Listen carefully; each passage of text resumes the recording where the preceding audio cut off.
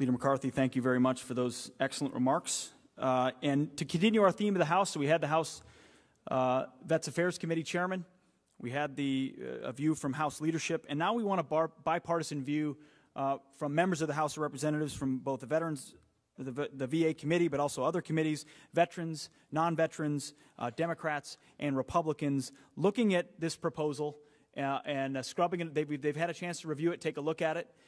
We're interested in getting their view, their commentary on what kind of reception proposals like this would get on the Hill. So I'm going to ask Tal to come on up and lead the group. And Tal, come on up. I know Duncan Hunter's a little bit, he's on his way. He might join them on the stage en route, but he is definitely on his way, and he's good at making hay anyway, so he'll be just fine. So I'll introduce the three that we have here, and when Representative Hunter is here, I may have Tal do it, or I'll do it if he shows up on time. I'll also bust his chops for being late. I want to see that. So to moderate today's panel is Tal Coley, and Tal is a colleague of mine at Concerned Veterans for America. He is the Director of Legislative Outreach. So he's our guy on the Hill, building relationships with staff and members to make sure that what we're working on is grounded in sound policy and the art of the possible. He's done a great job up there. He himself is an Air Force veteran, a Russian crypto-linguist, and has really been integral to this task force process in making sure that what we're doing and talking about behind closed doors is being vetted with members on the Hill, that they have a sense of where we're going, that we're getting their input on go here, go there, don't do this, don't do that, do this. It's been a great part of the process. To his right is Representative Jackie Walorski. Representative Walorski was elected to Congress from Indiana in 2012 and is a member of the House VA Committee. As a member of the VA Committee, Representative Walorski is one of the leading advocates for VA accountability and VA reform. Prior to being elected to Congress, Representative Walorski served as a member of the Indiana House of Representatives, and it really has been a pleasure to work with the representative from Indiana on this issue of VA accountability and VA reform. From the minute she came to Congress, she's made it a priority issue for her. She has been there out front, publicly and privately, advocating for the best interests of veterans and their health care, and we're very appreciative that she's here today. We also want to thank and welcome Representative Tulsi Gabbard, a Democrat from Hawaii. Representative Gabbard is a two-time Iraq War Army veteran who was elected to Congress from Hawaii in 2012. As a member of Congress, Representative Gabbard serves on the House Armed Services Committee, the House Foreign Affairs Committee, and the House Homeland Security Committee, three very critical committees to the national security of the United States. She served as a member of the Honolulu City Council and the Hawaii House of Representatives. If you haven't been under a rock these days, you've also seen her featured quite prominently recently in the news, taking principled stance on the nature of the enemy that we face in the world today, and ensuring that we have a robust national security strategy to confront the threats we have today. She's also, both publicly and privately with our staff and with myself, been very open and honest about what can and cannot be done, what we should address, what we can work on together, and I think is a really model for the type of member you want on either side of the aisle, who is willing to, with open ears and an open mind, engage folks across the aisle, entertain what they think and why they think it, and then constructively move forward in trying to build solutions that can address the problems of the day. So many people get entrenched in their camp saying no, no, no, and I think both these representatives here, even in just their interaction behind closed doors, demonstrate the types of people we need to forge a real consensus and solution on VHA and veterans health care in the process. So we'll kick off with this group. Do we have Representative Hunter? All right, come on up. Our fourth and final contestant is... Oh, we actually have 1 minute. I'm going to introduce him, so when he comes up, is Representative Duncan Hunter. He was elected to Congress in 2008 from California and currently serves as a member of the House Armed Services Committee. Prior to being elected to Congress, Representative Hunter served as a Marine Corps officer and deployed to both Iraq and Afghanistan. As a member of Congress, Representative Hunter has been a tireless advocate for both veterans and active duty military members who have faced difficulties from both VA and the Department of Defense. He has been a great voice, like Representative Gabbard, for the youngest generation of veterans coming home, looking to both of them as clarion voices on issues related to the DoD and VA. So when he gets here, he will jump up and join the panel. But in the meantime, I'm going to pass the mic over to Tal Coley. Oh, here he is. Duncan, hey, Pete. Thanks for joining us, Thanks buddy. for having me. Nice flower. Nice flower. All right, so join me in welcoming all of our representatives today for this panel. I'm chairman. Okay. Good to see you, man. All right. Thanks, Pete. Well, thank you, Pete, for that introduction. I'm glad I wore socks today. Yeah, well, yeah. I know. We made sure we got the chairs that displayed socks. So, I was sure to wear my best, I guess, to say. But I just want to welcome our panel on this very important discussion. Thank you. Great that you guys are here. I'm going to start off by saying that Congresswoman Gabbard has to get back to a hearing, so I'm going to pass it off to her for her opening remarks and reaction to report, and she can leave whenever she likes, but I would like to get your comments first. Thank you. Thanks very much. First of all, aloha. Good morning. It's great to be here with you. I'll keep this brief. I think that this platform and this opportunity to be able to have a very open and candid dialogue about how we as a community, as a whole, can address the challenges and the problems that we continue to see uncovered within the VA and just overall as we deal with how best we can serve and make sure that our veterans and our returning service members, those transitioning into civilian life, are empowered and are served. The report, the analysis, and the research that CVA has done here and starting this conversation, I think, is critical because of a few reasons. One is, obviously, this is an issue that, in today's political climate especially, rarely has the opportunity to really, truly be a bipartisan conversation that results in a bipartisan solution. This is an issue that so many people are very passionate about, and really being able to come at it from a lot of different directions, bringing up a lot of different creative ideas on how best we can do this better is exactly what needs to happen. We've seen how the model that's in place has worked in some ways, has not worked in other ways, and this is a critical juncture where the country's attention is really focused on this. The political will, I think, is there to address it, and being able to bring ideas in from members of Congress, from veterans, from those who've served, who've had different experiences, I think is critical. When we look at a lot of the issues that were brought up in the news over the last several months, the legislation that we passed, the Veterans Choice Care Act, it's important that we recognize both the short-term solutions to address these issues to make sure people are getting care now, those who've been waiting several months.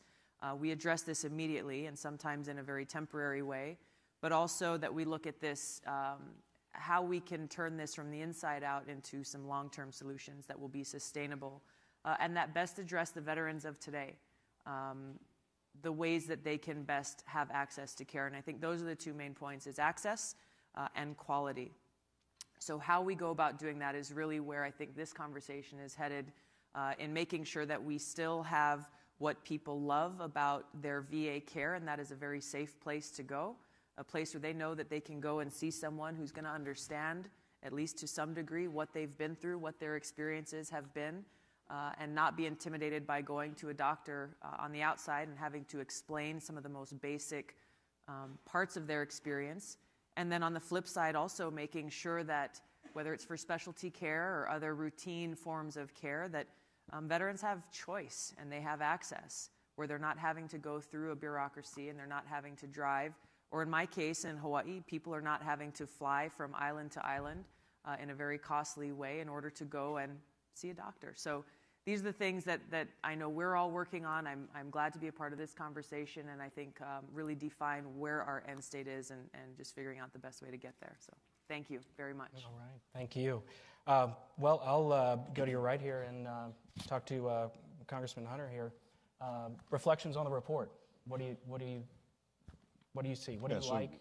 Thanks for having me. Yes. Great to be with all of you. Basically, it's this. Here's what I like about what you're doing, because it's kind of on the same lines as what I am trying to do at the same time. And it's this. The system needs to be broken. It needs to be broken. It needs to be disrupted. And the focus needs to be on the outputs, what comes out, as opposed to how much are we throwing in to get bad results. Nobody operates that way. And what I love what you're doing is you're separating the insurance and how the providers are going to be taken care of from the implementation. The VA should be there for a few things: post-traumatic stress, TBI, prosthetics, their core competencies. And that's it. That's it. If you want to go to any other hospital or any other doctor, That's what the VA should mean. Meaning, if you're a veteran and you get those benefits, you should be able to use them anywhere. Anywhere. It'll be much cheaper. It'll be much better quality. But if you have those combat-specific injuries that are the VA's core competencies, or should be the VA's core competency, things like TBI, post-traumatic stress, things like that, that's what the VA should be doing. And that's it. You got to break the system. And I think that's, it's like Tulsi said, we're kind of nibbling around the edges on this stuff, which is good, because you got to fix what's now, but the system needs to be broken, because it is broken. So why not disrupt the whole thing, change it, and say, look, this is a new modern era. We have new modern wars. Things are different than they were 60 years ago. This is totally different, so let's make those changes. And I think it's going to take a lot of courage, but it will be easier once you break the system. And I think you can look at a lot of government programs and say that's what we need to do, but in this, it should be easier, because everybody's kind of on the same page in that it's bad, right? Nobody disagrees that it's bad in a lot of ways. So let's break it. Let's break it and make it work for the people who need it, and it shouldn't be that hard. So I think it's great. Excellent. Love what you're doing. Thank you for what you're doing. Excellent. Well, Representative Walorski, your thoughts? Well, first of all, thanks for the invitation. I think Pete and his team is doing an incredible job representing veterans. I'm in my 3rd year on the VA committee, and I can tell you that when I got on that committee, I was absolutely shocked. I was shocked at the treatment of veterans in this nation. I couldn't believe in the hearings themselves, when we would ask very basic common sense questions, and there was no accountability whatsoever, there was no transparency whatsoever. And I would echo Duncan and Tulsi's comments as well, and I agree with what they're saying. But from my perspective, I worked on the choice bill. I worked on the reform bill that brought choice program into being. I worked on the conference committee, all the way down to the wire, what we signed and agreed on. And I can tell you, from my perspective, the VA cannot fix itself. It's beyond fixing itself internally. What we called an historic reform was, in fact, that. But what we gained in that historic reform was such a tiny step forward. The reality, coming back here in January, sitting on the VA committee again and hearing the same stories about the same things, the difference between the VA and the other entities, agencies that you hear the American people complain about, and we complain about them as well, is that they cost lives in the VA. The difference between another agency and the VA is there's 350,000 employees in the VA, and there is a crack in the system that cannot be repaired internally, needs help from the outside, and that's why I'm grateful that we have an organization like CVA willing to start a dialogue, bring the American people to the table, because I'll tell you, this is not a political issue. From New York to California, this is an issue where Americans are saying, we have the bravest men and women, the best global forces the world has ever seen. And they go when we ask them to go. And the hot spots are only increasing in this country. It is wrong that when they come back, they can't access health care. And if you're in my district in a rural area, you don't even qualify for the choice program. And if you have something wrong with you, good luck getting it taken care of without your congresswoman intervening on your behalf. Should not be that way. Should not be that way. Well, on that point, Tulsi, I want to ask you, some of the frustrations you hear from your generation of veterans when it comes to VA and their health care. If you could maybe elaborate on some of the stuff you've heard. Well, I think that there's still an issue of many of Duncan's and my counterparts and peers who've served in the post-9/11 era in not thinking that the VA is either accessible or is an institution that's really there for them. So, whether you're talking about outreach, and I think that may be a generational mindset, a difference, that this is an institution that, has served and continues to serve many previous era veterans. But when you're talking about coming back from having served overseas or transitioning from the active to civilian life, you're thinking about how to get a job, and you're thinking about kind of really going on and continuing your life. And with all that you see and hear in the news, I think many people are thinking, gosh, either I don't qualify or I don't have time to deal with that because I've got to deal with everyday life issues of family and raising kids and trying to get a job and just get by. So I think there's an outreach issue, and I think there's still an accessibility issue of knowing that this is that the services that are there will help address the relevant challenges that exist for veterans who are coming home and maybe feeling still like they're not quite fitting in with what's there. Right. Duncan, would you agree with that? Yeah, I mean, this is one of those things where you have the political will, you have the people in the country, you have the veterans themselves, you have bipartisanship in Congress. This is us against the bureaucratic machine. That's what this is. And it's like the Pentagon in some ways. They're in their own bubble, meaning, like Jackie said, they can't fix themselves. Pentagon can't fix its own acquisitions either because they're in the bubble. No matter how hard you try for those guys to step out and try to fix it, even after they get out and the 3-star retires and goes to work on a policy think tank, he's still in the system. That's why it takes Congress and you to do this. And it actually is not that hard. I shouldn't go in, in San Diego, we're extremely blessed. We have an awesome VA system in San Diego, but you still got the big disconnect between DOD and the VA and the way that medical records are even transferred. I mean, this is stupid, easy stuff, right? You have the problem in the VA when you go in the VA and I see 80-year-old, 90-year-old men who fought in World War II, and then I see a 22-year-old coming back from Afghanistan. You can't do it that way. They should be able to go, if you're getting stuff that's not war-related, then you should be able to use your VA card and go to wherever you want to. It should be just like TRICARE. That's what TRICARE is. If you go to take TRICARE to anywhere in San Diego, but not for the VA. You have to go to those specific places. So, I mean, in the big sense of things, let's break it. Let's break it and make it new. It'll be cheaper. It'll be better. You won't have, this is a bureaucratic machine that's just rolling down the hill. That's all it is. Right. And it's not doing anything good for anybody. Nobody likes it.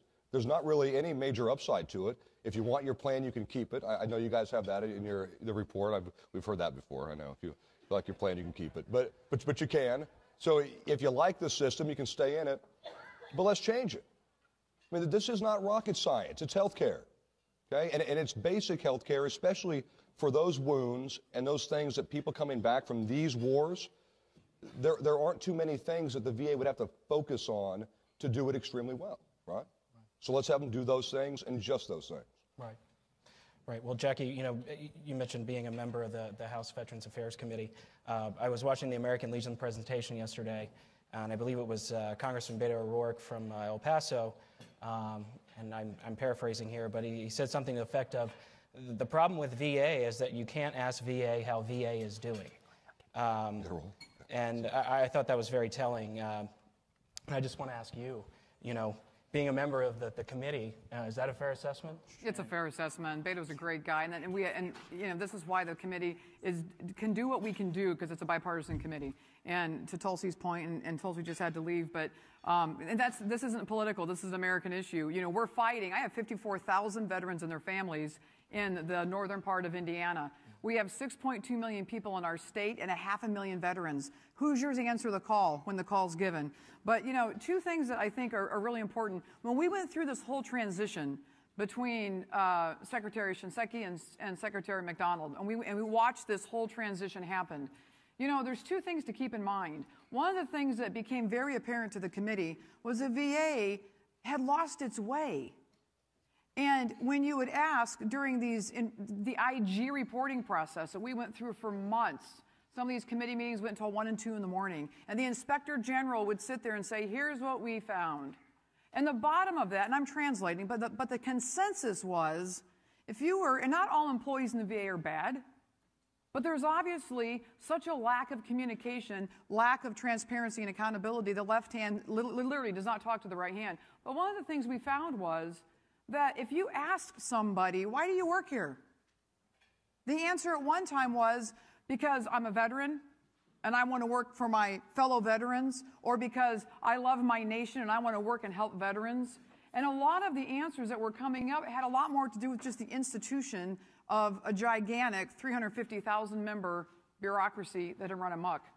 And I can tell you that when it comes to budget and money on the VA, I'm now sitting through my second budget cycle. We've never denied them funding. We've given them their funding requests.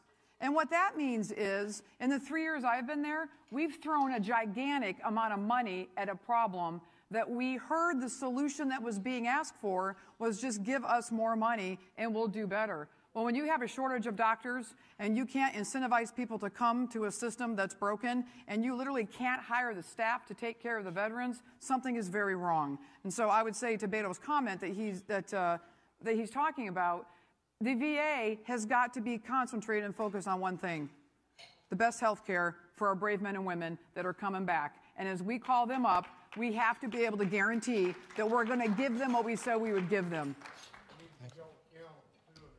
I agree. They're not held civilly or violently. You're right. Right.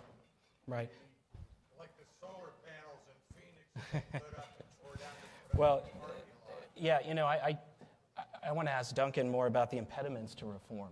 Why, what do you feel stymies the reform efforts? The bureaucracy. Right. It is. I mean, you realize, and this is one of those things where you can try to fix the edges of it, but you can't. You can't fix the bureaucracy without breaking it. You really can't. And that's what, I mean, this is big government. This is what big government does. And when you get big government involved in people's lives in this way, it doesn't work. I know this is a bipartisan, nonpartisan thing here, but this is big government in people's lives where it shouldn't be. And it's for the benefit of the bureaucracy as opposed to the benefit of the people that it's trying to help, right? I mean, you can't talk about grosser incompetence than what the VA did. You really can't. There are very few things worse than what the VA has done to our veterans coming back in the last 10 years. And even if you look here at the hospitals at Walter Reed and Bethesda and the changes that they had to go through, right? You know, maybe I will give them this. Maybe we weren't ready for the types of injuries that we saw, right? When I did a tour in 2003 in Iraq, 2004 in Fallujah, and then 2007 in Afghanistan, and got elected in 2008. Different injuries than you saw 40 years earlier in Vietnam. Vietnam, these guys would have died. They would have died. Now you have folks coming back with totally new injuries, and maybe the VA wasn't ready for it. Maybe the hospital, maybe the docs weren't ready for it. The system wasn't ready for it. It's not like we had a bunch of prosthetics lined up and we had all this new technology and we were all ready for it. So let's give them the benefit of the doubt of 5 or 10 years. But now it's been a long time, and I'm tired of messing with it. Truly. I'm almost at a point where I would vote no on even a measure to kind of make the VA a little bit better right now and just say, break it, stop it, and start from scratch right now, and let's make this work, because it's not that hard. Literally, who has TRICARE? Anybody have TRICARE for life here? All right, you have TRICARE. Can you pretty much go wherever you want to until you get off of TRICARE and get passed over to the VA, and then you got to go to your VA place? It shouldn't work that way. It should be a continuous flow that's very easy and inexpensive. Guess what? When you don't have to fly from island to island, you don't have to drive from state to state, when you don't have to go to your place with your doctors and you can go to wherever you want to, it's much less expensive.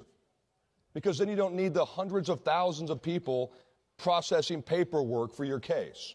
You just go to the doctor and you can get help. And if you need specialized help, then you can go to the VA and say, I've got headaches, I've got post-traumatic stress, and that's where the VA should really focus on, and that's it.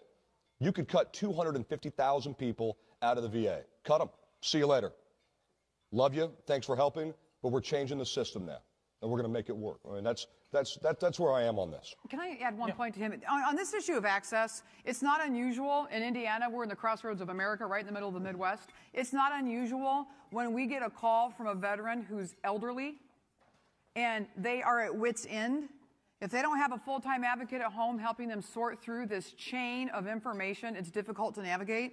We've had senior citizen veterans come in and literally bring us tattered boxes, sometimes 3 boxes out of the trunk of their car, of every form they've ever received, and they bring it into the office, and our case managers literally sit there and sort it through to put together a timeline to help them even make their case, because as far as IT and data connectability and data integrity of their system that had been breached, allowing private information from every veteran in this country to flow and be accessible, and the issue of sorting out blame as veterans continue to keep coming in offices with tattered boxes and old bills, and we help them put that case together and we fight for them. That shouldn't be either.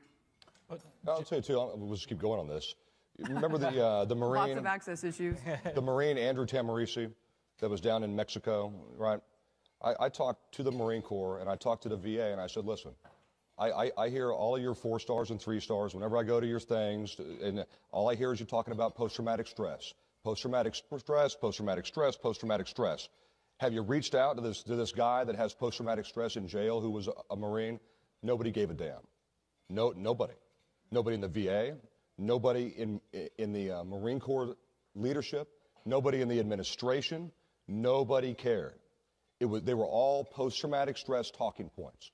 And I know they have different programs to do different things, but when the rubber met the road, they failed. Because what I see from a lot of these guys, they're all talking points. They have their talking points and they'll talk about it, but nothing ever gets done and nothing ever gets changed. And that's why you just got to break it. I'll say it again, break it. Well, following up on that point, do you feel like since Bob McDonnell's taken over, things have changed, or do you feel like it's pretty much the same? No, I don't think things have changed at all. Yeah. So I think in reference to She Bob has better McDonnell, insight on that. Right, absolutely. I don't think so. Let me just say one thing about Secretary McDonald. So, and this is just a fact, and this is how desperate we are in our districts when we're trying to fight for our veterans. I had a veteran in my district that was misdiagnosed at a VA clinic, and misdiagnosed and keep in mind this is a 30-year-old man married to another veteran. They have 3 little kids, 30-year-old husband and father. He was misdiagnosed, and he ends up in a VA hospital over a holiday weekend, and there was literally very, very little care provided to him. The wife is in panic mode. She calls my office crying. My husband is dying, and I need help. Now, Secretary McDonald had a meeting with all of us on the committee and said, if you ever get in trouble and you really need help, here's my cell phone number. Well, I sent a midnight call and a midnight email, and he responded. And this veteran was immediately moved to a large cancer clinic right across the street from the VA in the state of Indiana. He had cancer. And he just finished his 3rd round of chemo, and he just got a phenomenal report. But the problem is twofold.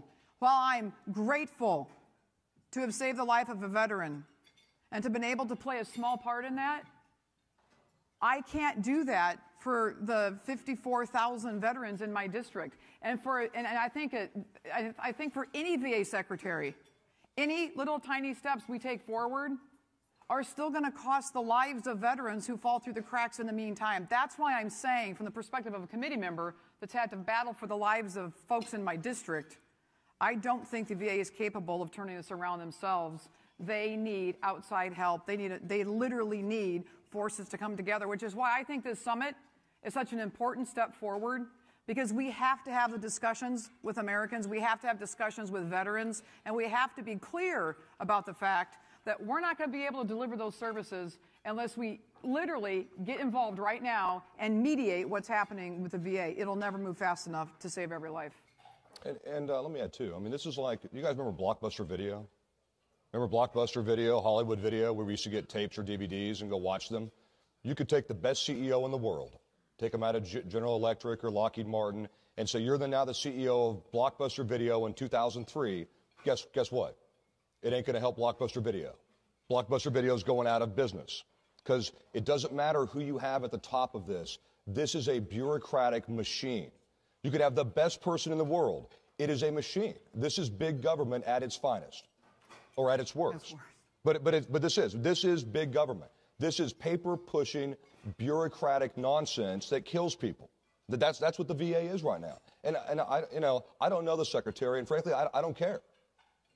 I don't think the administration has come close to doing enough on this. Not even close. I mean, the president will talk about it once a month, and he gives this little spiel. They've done nothing on this, because they're all talking points. The only people who will look out for us is us. We are our best advocates on this. And the people on the VA committee and on the Armed Services Committee, that's it. And like Jackie said, you do have great people in the VA, right? In fact, I get calls all the time saying, don't lump us in. I work at the VA in San Diego, and my husband served and I served. It's, as a system, it is disgusting. Okay? Well, I just want to pull it back to the report here real quick and talk to you, Jackie, about, you talked about rural veterans. in your district that are struggling right now. Do you believe this report would actually alleviate some of those problems for the rural veterans? I do, and that's the thing. If you're a rural veteran, you know, in my district, you can be 30, 40 miles away and be a rural veteran in Indiana, and we fought hard for the choice card. And Senator McCain, I thought, brought a great idea with the choice card. We fought hard, but you know what? The parameters that are on the choice card, virtually nobody in my district qualifies for the choice card, because they're 40 miles away or 45 miles away from a CBOC, from a community-based outpatient clinic. That might not be able to address their needs. They may be chronic. They may have real issues that may not address their needs, but because it's legalese, because that's what the law says, they don't qualify for that. So they have a hard time in the Midwest, in weather like we've had. You may spend 3 days in your house and never get on a road. So what was meant to be a great thing, and even if we tweak the choice card, it's going to be difficult for people in the Midwest and in various areas to still be able to access a doctor, a specialist, or any kind of hospital care. So the limitations on what we tried to do still prohibit access to veterans. Veterans should have options like everybody else. And veterans deserve the same kind of options and the best health care, and still, we're really quite a ways away from that if we continue down the same path we've been going. All right, we're getting close to time here. Duncan, I'll give you the last word. Just things you see on the horizon that we need to take care of in the realm. Number one, thank you. Thank you for just doing it. I mean, this is the first step, is doing it, right? And Pete Hegseth, great guy, great friend of mine. We kind of got on the scene together in like 2008 or 2010 when I came into office. Just keep doing what you're doing, and we'll keep doing what we're doing and bash some heads together, and hopefully in the end we can fix it. But it's going to take a president, number one, that really sees this as an issue, right? I mean, this has to come from the top down. It has to come from the executive branch. There has to be a real push to say enough is enough. I'm done. We're done with this, right? That's not going to happen right now, I don't think. I mean, once again, this is a nonpartisan thing. I objectively don't think that's going to happen right now. So what you have now is Congress. You have Jackie, and you have the power of the American people on your side. Mm-hmm. That's what we have in this case, right? You can get on, Jackie can get on Fox News or CNN every night and talk about this, and it'll get ratings. Meaning people care about this, right? And that's the power that we have, is simply making it known to people and getting people angry, frankly. Mm-hmm. People should be angry over this. And when you're angry, you actually get things done. It's pretty amazing, right? So just keep doing what you're doing, and thank you. I'm just honored to be a part of this. And you know, for me, it's special because I have buddies that are still, you know, doing stuff. I got buddies that are getting out of the Marine Corps. I got buddies that have been out for a couple of years. A lieutenant buddy committed suicide about a year ago. So, I mean, there's these problems, and it's not just me as a congressman trying to do this stuff for my constituents. I mean, this is for my people. It's for people that are my age, that I served with, that I went to war with, right? This is important stuff, and we just need to fix it. And by fixing it, I mean tearing it apart and rebuilding it in the way that it needs to be. And it's not going to happen without real leadership at the president's level, and we're not going to see that. So we're just going to keep pushing. So when we have somebody who gives a damn, we'll have everything right together for them. We can say, here you go. Here's how we fix it. We make it really easy for you, and boom. Jackie, real quick. Yeah, just real quick. Ladies and gentlemen, thank you so much for being here. You make the difference in all of this stuff. We're really following our passion and gut. And I can just tell you that my father was an Air Force veteran, and I come from a blue-collar family. I would never be sitting in a U.S. congressional seat that I'm grateful to sit in if it wasn't for the fact that people were fighting for freedom and liberty and maintaining that freedom and liberty in this nation, and I'm a product of that. So when I ran for this seat, and I can tell you I'm grateful to sit on the Armed Services Committee with Duncan and Tulsi, and as I sit on the VA committee, I told these veterans that I was elected I'd fight for them because I'd never be able to repay the fact that they fought for me. And so that is my passion, and that's my promise. And as long as I'm here and we have people that care like they do across the aisle, we will continue to move this forward. And God bless you for being here, and may God continue to bless this United States of America. Thanks. All right. Round of applause. Okay.